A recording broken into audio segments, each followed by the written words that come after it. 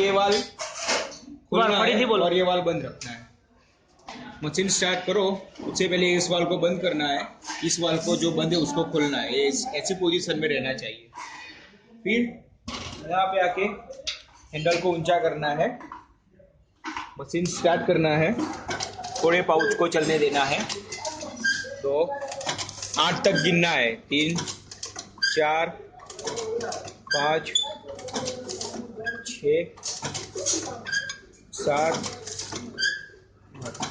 ये प्लास्टिक की seal check कर लेनी है, कंप्लीट आती है तो ये वाल को बंद करना है और ये वाल खोल देना है।